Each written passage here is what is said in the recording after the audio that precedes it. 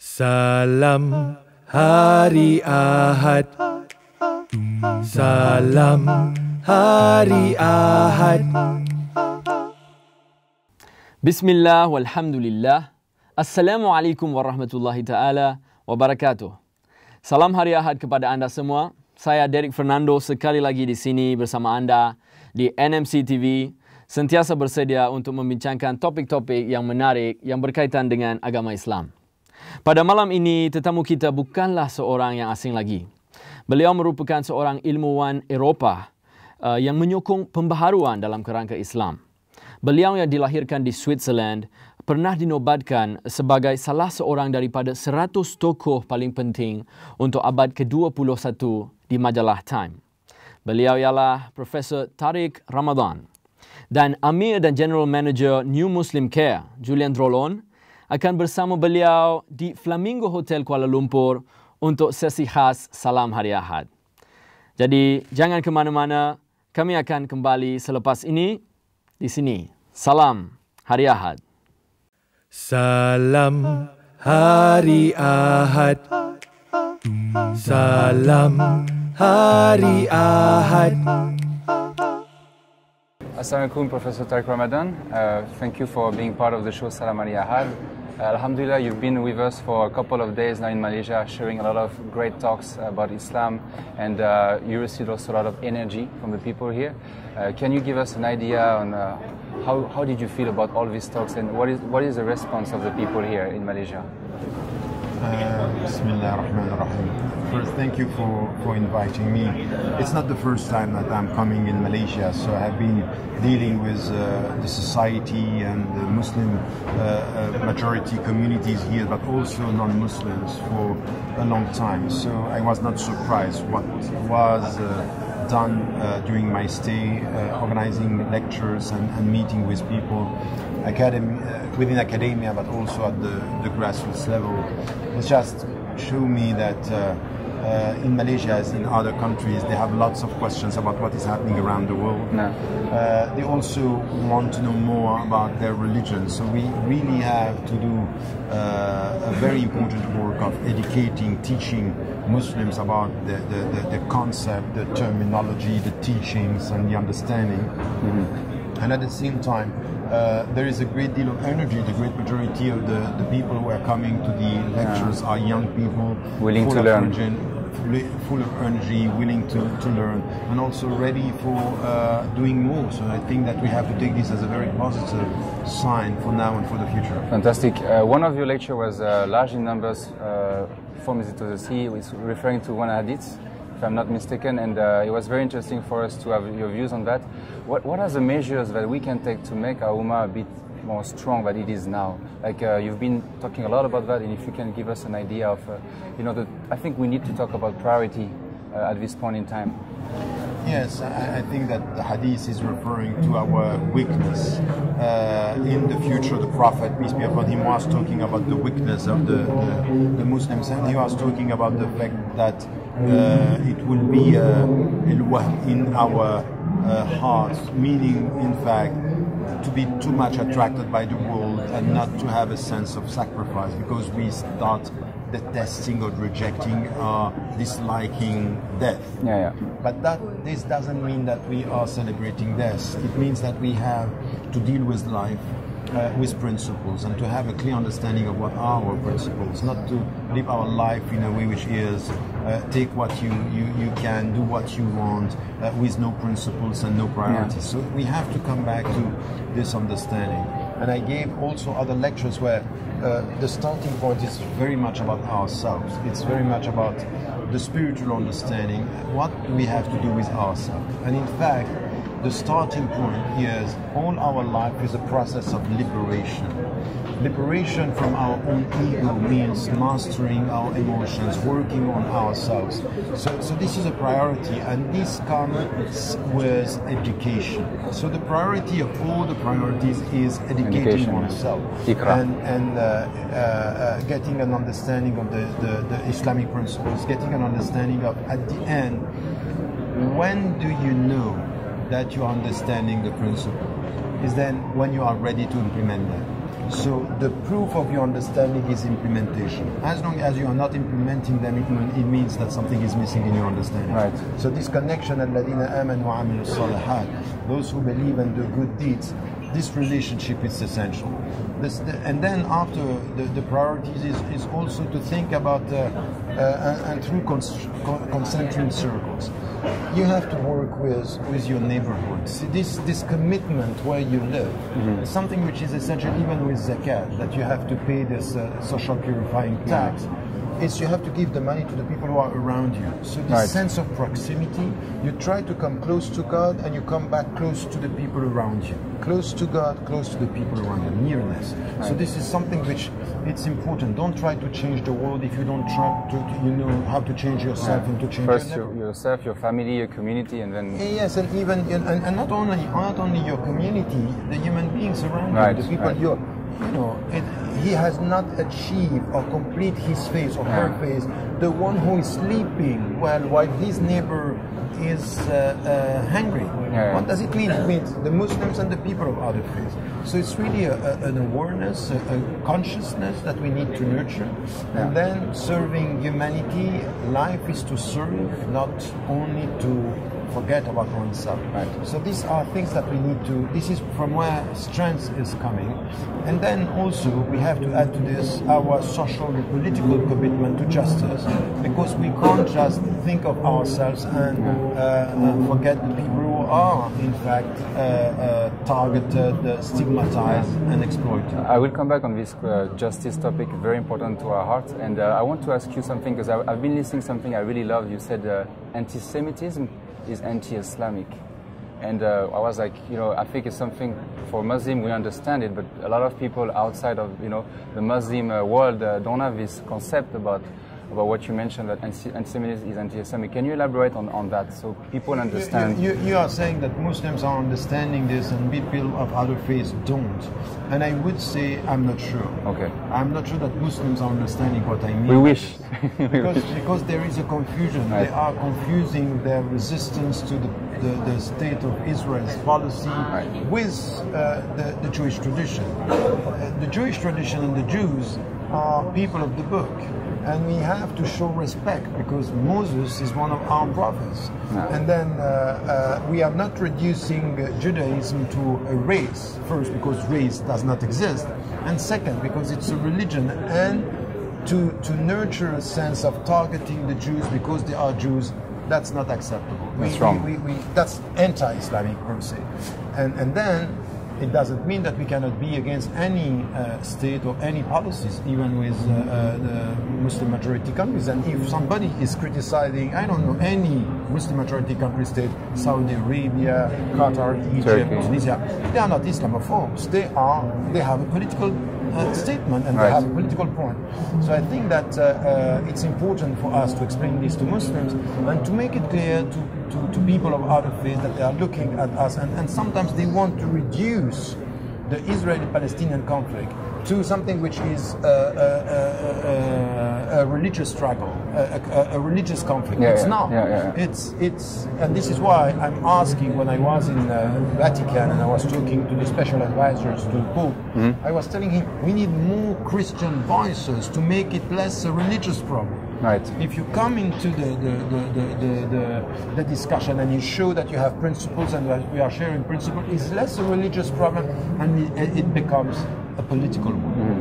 I became Muslim 2 years ago, and when I realized that actually the Jews, the Christians, and the Muslim actually were very close in many aspects, many values, and when I realized that, it really opened my eyes. I didn't know that all the prophets in Islam are actually also mentioned in the Bible, and it seems that, for example, in my country, in France, it's not known.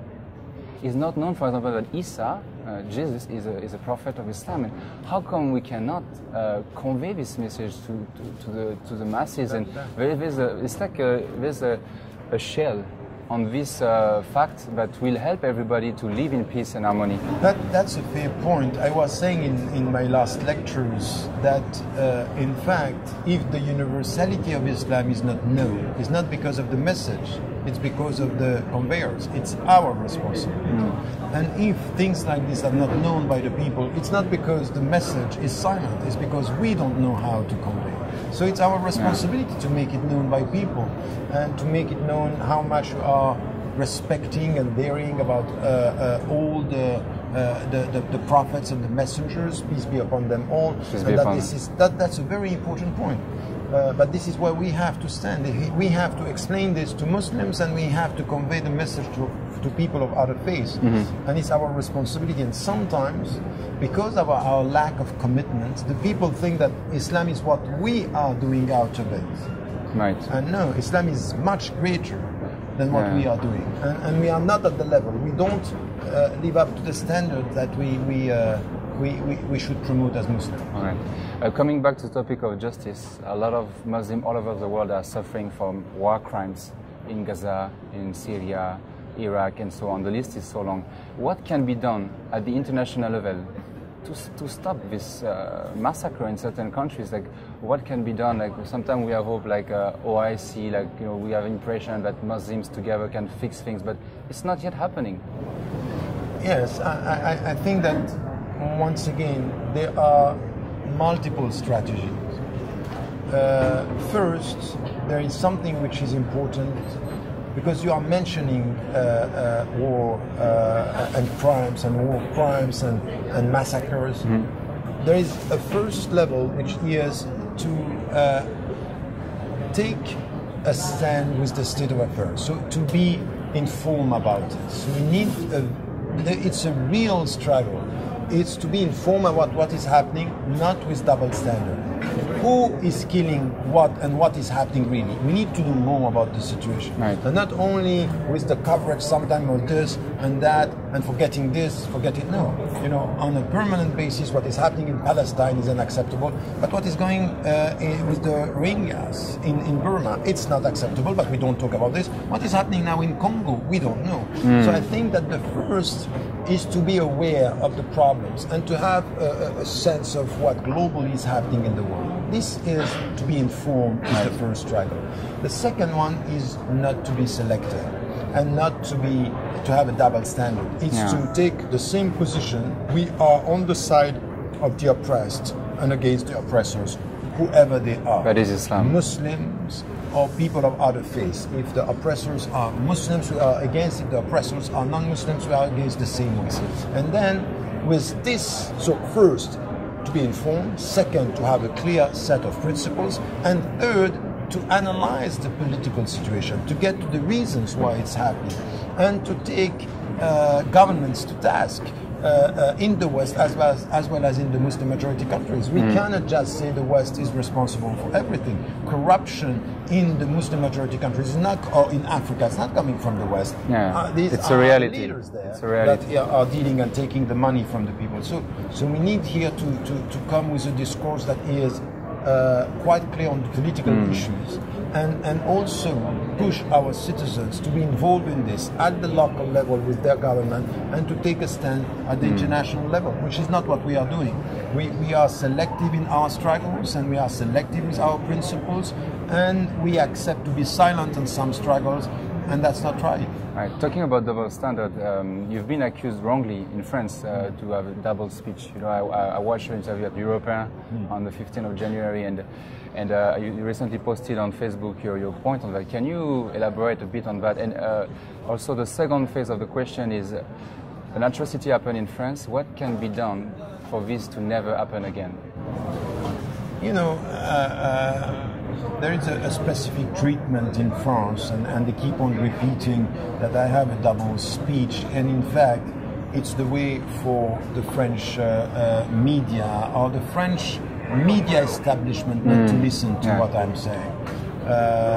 So I have been repeating what I'm repeating for 30 years, and slowly there are things that are changing, and see that some are saying, wow, it might be that we are wrong, but not by not listening to him, because what he's saying, and you know, I have been consistent over the last 30 years with my principles. So it's a question of being patient, and it's also a question of not only relying on myself.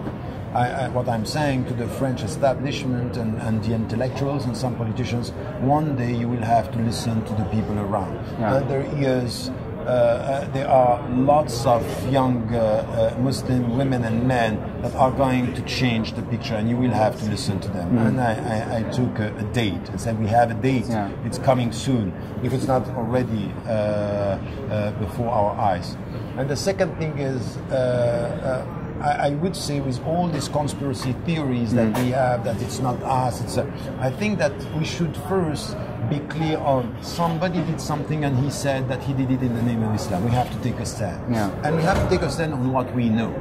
Now we are legitimate to ask questions about what is not clear in all what happened. And this is why I said it from the beginning, we need independent inquiries. You know, tell us, give us the answer in order to avoid these conspiracy theories, because many people are saying, why don't we have answers to this? And the third one is to tackle the two sides of the equation.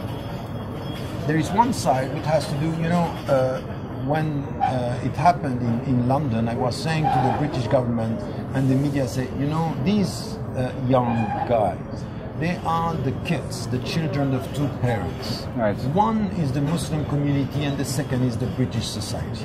So coming from the Muslim community, we have to be quite clear on what is Islamic and what is not. And we have to provide them with a better education. We have to be there with this. On the other side, in the political side of the equation, the French society should ask itself, what's wrong with, for example, being a French citizen, being a French Muslim citizen, to be involved in the society, not to get your rights, to be discriminated, to face Islamophobia, not to get a job, not to get a house. These are practical problems that are nurturing frustration, and frustration are nurturing rejection, and rejection could indulge into dogmatism, and dogmatism into violence. That's a series of steps that we have, and I would say that this is something that we have to tackle as well. There's also in France, you know, the problem with immigration associated with Islam, but there's also a high number of French Muslim, native French like me, who are embracing Islam, and we have statistics about more than 100,000 revered recently. Someone from Front National, FN, embraced Islam, Maxence Boutet. It seems we never hear about this community. This Sister Diane embraced Islam. What can be done for them to start also to share the microphone with you on the media, because we don't hear about them. And I think they should. I remember one day you said, I would like to see the French Muslim to come on the French media and talk about Islam, you know, and it seems that we always, you know, see you try to help the French people to understand the situation. Yes, I think you are completely right, but this is also something that you have to do. Don't wait for the media to come to you. You have to be involved, and you have to be the French Muslims, or the French who converted to Islam and they have a complete French culture for generation. They have to take the lead as well. They don't have to Arabize themselves. They don't have to Pakistanize or Turkicize themselves. They have to stay who they are with their culture, because they are French by culture or European by culture, and this is an asset. It's not a liability. And then what is important also is to be educated enough to know about your religion, and as you know your society, then you have to take a stance and to be involved in this, and not to isolate yourself from the society or from the media. And too often the converts are not doing the job, they are not part of this. But what is happening in France, if you look at other countries, you can see that some converts, high-profile converts, are taking the lead in the States, in the UK, it's very active, the Netherlands, also in Sweden. So you have people who are visible more and more. So it's up to you to do that. To do Fantastic. Thank you, Professor Ramadan. This is going to be my last question. Since we're in Malaysia, most of our viewers are from Malaysia. Can you please tell us a positive message for them to come back when they're going to switch off from the show, inshallah? Or something you learned in Malay? Nothing in Malay, unfortunately. But, terima kasih. No, what I would say, it's really it's a vibrant society with lots of youth and young brothers and sisters who are willing to change things. I would say three things. First, be dedicated to education.